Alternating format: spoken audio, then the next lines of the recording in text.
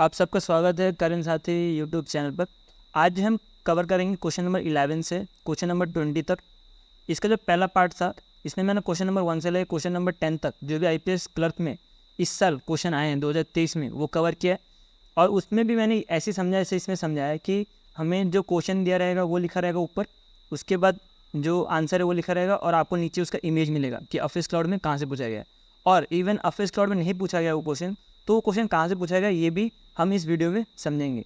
तो पहला क्वेश्चन क्या है कि आईआईएस ऐप किसने लॉन्च किया था, कौन से बैंक ने लॉन्च किया था। तो ये अगस्त का न्यूज़ है और ये जो है इसका आंसर है येस बैंक ने लॉन्च किया था। ये मुझे जो आंसर मिला है वो अगस्त के पॉकेट पीडीएफ में इसका ये आंसर आप देख सकते हो। ठीक है, इसमें साफ साफ लिखा है IIS launch by yes bank. ठीक है, नेक्स्ट क्वेश्चन पे चलते हैं। नेक्स्ट क्वेश्चन में जाने से पहले मैं आपको एक चीज़ समझाना चाहूँगा कि ये वीडियो का फॉर्मेट क्या होने वाला है। ये वीडियो में पहले तो आपको क्वेश्चन मिलेगा जो भी क्वेश्चन में लिखा रहेगा, फिर उसके बाद ब्रैकेट के अंदर आपको मंथ मिलेगा जो मंथ लिखा है, उसके बाद इधर आंसर होगा हमारा और इधर आपको बताया जाएगा कि ये कहाँ से पूछा गया वो क्वेश्चन। या तो पॉकेट से पूछा जा सकता है, या तो स्टडी पीडीएफ से पूछा जा सकता है, या तो अवेलेबल नहीं होगा। नॉट अवेलेबल मतलब कि ऑफिस क्लाउड में वो कंटेंट है ही नहीं। और आपको जो नीचे दिख रहा हो ये इमेज रहेगी, इधर पूरे में इमेज अपलोड करूँगा जो भी ऑफिस क्लाउड की है। इवन मैं इसमें पेज नंबर भी ऐड करने की कोशिश करूँगा जिसके से आपको ऑथेंटिकेट है कि नहीं वो पता लग पाए। और कुछ कुछ फोटोज़ में नहीं भी हो सकता है वो चीज़, बिकॉज फोटोज़ ज़्यादा बड़े हो जाते तो वो पॉसिबल नहीं हो पाता, तो उसके लिए मैं उसको ऐड नहीं करूँगा। अब मैं आपको बता देना चाहूँगा कि मेरा जो भी क्वेश्चन होगा इधर क्वेश्चन का जो आंसर होगा मैं पहले पॉकेट पीडीएफ में सर्च करूँगा, बिकॉज ज़्यादा से ज़्यादा स्टूडेंट जो है ऑफिस क्लाउड का पॉकेट पीडीएफ फॉलो करते हैं। अगर मुझे पॉकेट पीडीएफ में नहीं मिला तब जाकर मैं स्टडी पीडीएफ में सर्च करूँगा, क्योंकि स्टडी पीडीएफ जो है उसमें जो है कंटेंट मिलने के चांसेस ज़्यादा होते हैं ऑफिस क्लाउड में। और वो जो है कंटेंट जो स्टडी पीडीएफ में बनता है वो डेली कंटेंट में से उठाया जाता है। तो अगर स्टडी पीडीएफ में कंटेंट होगा तो डेली में भी होगा, और ऑफिस क्लाउड में अगर स्टडी पीडीएफ में कंटेंट कुछ भी नहीं होगा तो डेली में डेफिनेटली वो कंटेंट नहीं होगा। तो हमें ये समझना है कि ऑफिस क्लाउड से कंटेंट नहीं है। ठीक है, और मैं ट्राई करूँगा कि क्वेश्चन जो है ऑथेंटिकेट हो ज़्यादा से ज़्यादा, बट कुछ कुछ सिली मिस्टेक्स हो सकती है एक दो क्वेश्चन में, बट मोस्टली क्वेश्चन जो है वो सही है। तो जो दूसरा क्वेश्चन है वो पूछा गया है 12 number question, thread launch by, thread किसने लॉन्च किया है। ये जो थ्रेड दिख रहा है ये लॉन्च किया था मेटावर्स ने, और ये जुलाई का न्यूज़ है, जुलाई 2023। और ये पॉकेट पीडीएफ है। ठीक है, ये भी कोई दूसरा पीडीएफ नहीं, पॉकेट है, लगा लेना पॉकेट, मैं इधर एडिटिंग करने में भूल गया। तो ये पॉकेट पीडीएफ का क्वेश्चन है।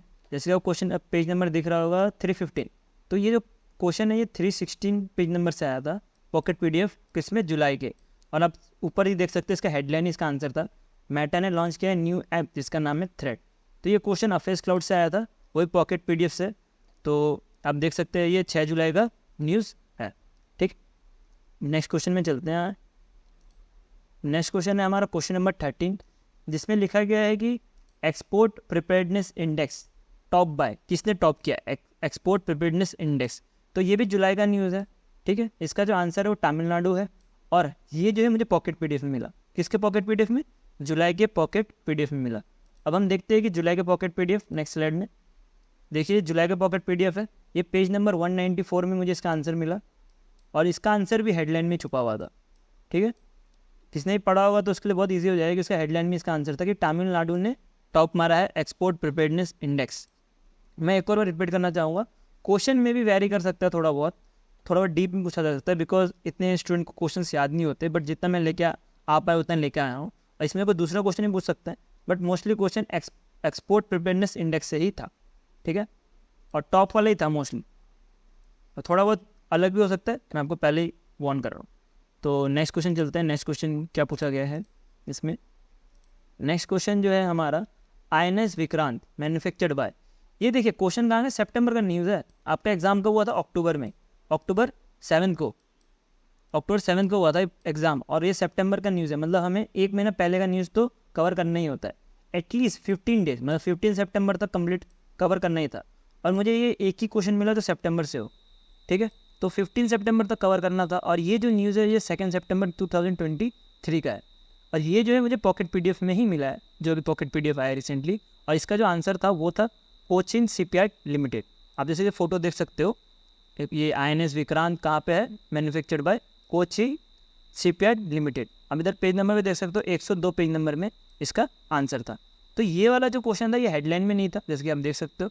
ये थोड़ा सा अंदर पढ़ना था, बट इतना तो पढ़ना ही पड़ेगा क्योंकि हम ऑफिसर के लेवल पे तैयारी कर रहे हैं। तो ये थोड़ा अंदर से क्वेश्चन पूछा गया था। इवन ये ऑफिसर लेवल का क्वेश्चन नहीं था, क्लर्क लेवल पे था, बट क्लर्क लेवल भी आजकल ऑफिसर लेवल हो चुका है जिस तरह कॉम्पिटिशन है। तो नेक्स्ट क्वेश्चन में चलते हैं। क्वेश्चन नंबर 15 क्या है? क्वेश्चन नंबर 15 बोल रहा है, ये भी डिफेंस पे न्यूज़ है, INS द्रोणाचार्य के ऊपर कुछ क्वेश्चन था। तो इसका जो आंसर था वो था गनर स्कूल है। INS द्रोणाचार्य क्या है? गनर स्कूल है। ये मार्च 2023 में आया हुआ क्वेश्चन है और ये नॉट अवेलेबल है। नॉट अवेलेबल क्यों लिखा है? क्योंकि मुझे अपने स्लॉट में इसका आंसर नहीं मिला।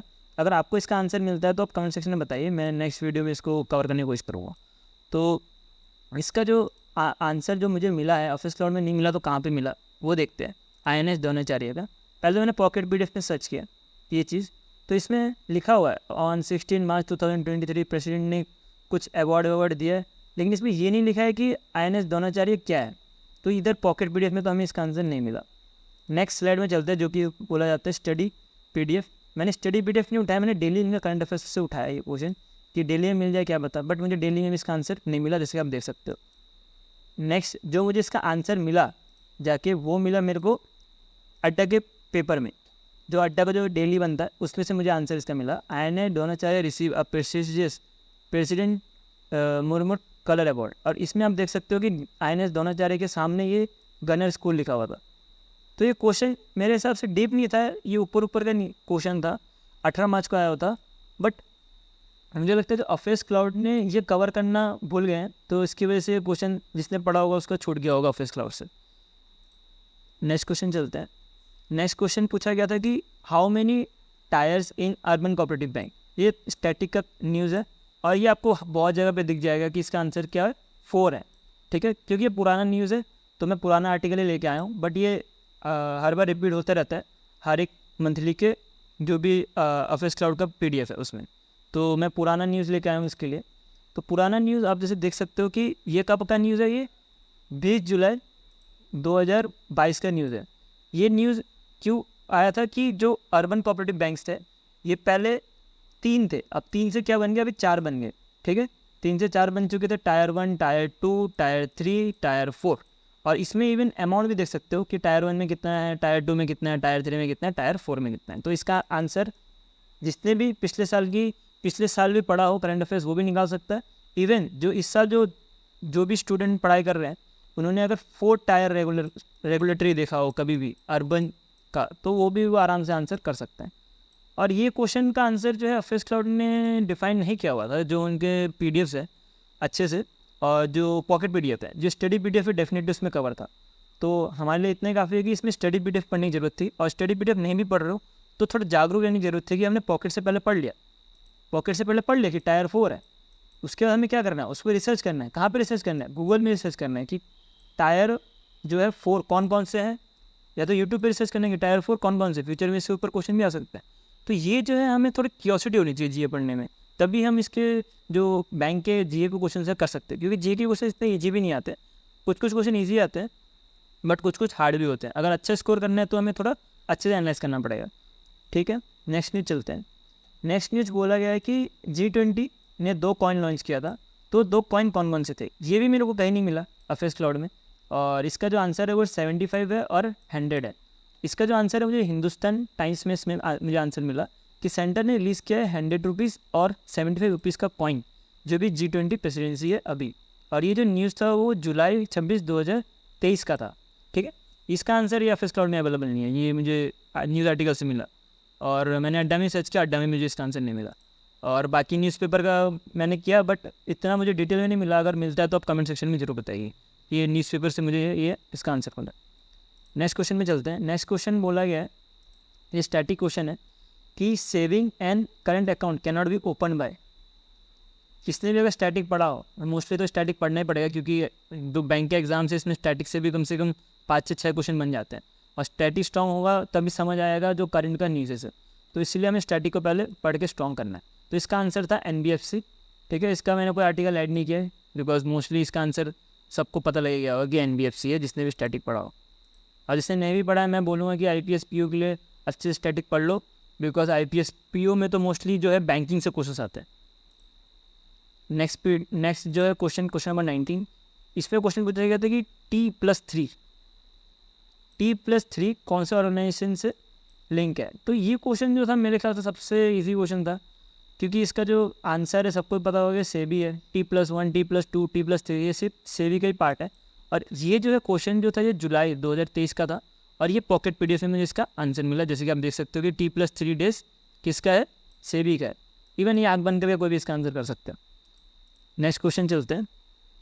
नेक्स्ट क्वेश्चन जो है लास्ट क्वेश्चन है हमारा, क्वेश्चन नंबर 20, जिसमें बोला गया है कि which one of the following is open humour. मेरा प्रोनाउंसिएशन गलत भी हो सकता है, ये एग्जामिनर की मर्जी के हिसाब से क्वेश्चन आ गया है। जिसने भी मूवी देखी हो तो इसका आंसर उसको पता होगा कि इसका आंसर है फादर ऑफ एटॉमिक बॉम्ब।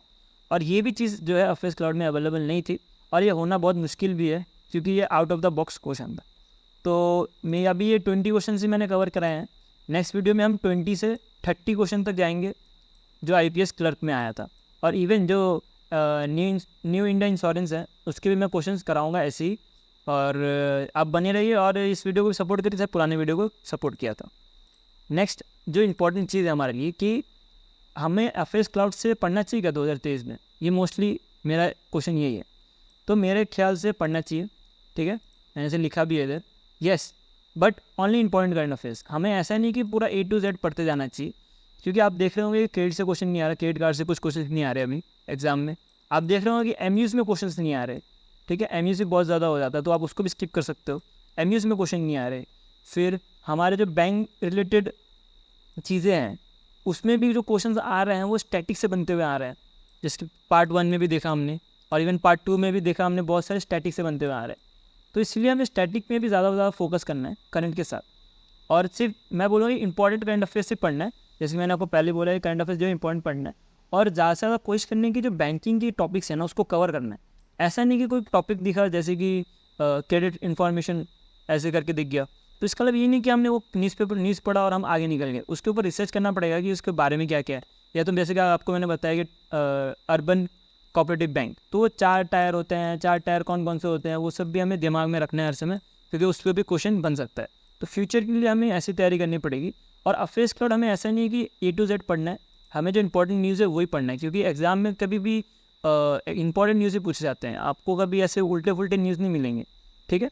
और जो इंपॉर्टेंट न्यूज़ होता है उस पर से डेप्थ में क्वेश्चन आता है, तो इसलिए हमें इंपॉर्टेंट ही कवर करना है, लेकिन उसके बाद उसमें डेप्थ में कवर करना है और स्टैटिक अच्छे से पढ़ना है। नेक्स्ट जो है मैं पिछले वीडियो में बताया था ये एनालिसिस, मैं इस वीडियो में बता दूं जो भी नए व्यूअर्स हैं उनके लिए, कि जो RRB PO का एग्ज़ाम था वो इजी टू मॉडरेट था, ठीक है। जो ऊपर से जो हेडलाइन पढ़ के गए होंगे क्वेश्चन वो उसका भी आंसर दे सकते थे, लेकिन जो उसका जो स्कीम आया था वो बहुत डिटेल में पूछा गया था, तो उसके लिए हमें डिटेल में पढ़ने की जरूरत। लेकिन जब RRB क्लर्क आया, जब 17 अगस्त को जो RRB क्लर्क का पेपर हुआ उसमें जो पेपर आ गया था वो मॉडरेट टू डिफिकल्ट आ गया था। अब ये जो पेपर था ये थोड़ा डाइवर्स नॉलेज का था, ऐसे नहीं कि आपने ऊपर से पढ़ा और आपसे आंसर निकल जाएगा।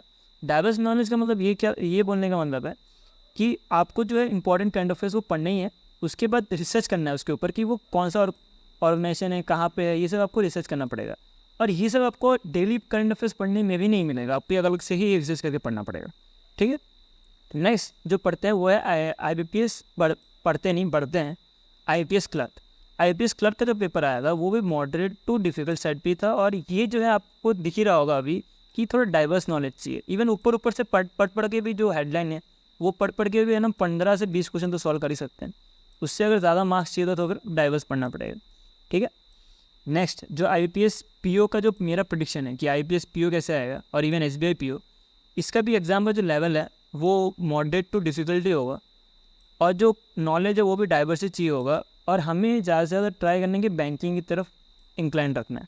जैसे कि IPS क्लर्क में क्या होता है कि 50 क्वेश्चन आते हैं, तो 50 क्वेश्चन आने की वजह से बहुत सारा डाइवर्स नॉलेज हो जाता है और उल्टे फुल्टे क्वेश्चन कई से आ जाते हैं। लेकिन जो IBPS PO है इसमें से 40 क्वेश्चन है, तो 40 क्वेश्चन होने की वजह से जो ज़्यादा से ज़्यादा क्वेश्चन है वो बैंक से पूछे जाते हैं, आप देख भी सकते हो। तो यही मेरा कहना है कि बैंक में ज़्यादा से ज़्यादा फोकस कीजिए। अब आगे हम बढ़ते हैं। आगे मेरा कुछ भी नहीं है, मेरा ये सब का टारगेट है। अभी मेरे पास टोटल 36 सब्सक्राइबर्स हैं और मैंने टारगेट रखा है 5 सब्सक्राइबर्स, मतलब 41 सब्सक्राइबर कर दीजिए। और मैंने लाइक 5 का रखा है। अगर ये वीडियो भी मेरा पार्ट 1 की तरह ही चला तो मैं इसका पार्ट 3 भी लाऊंगा।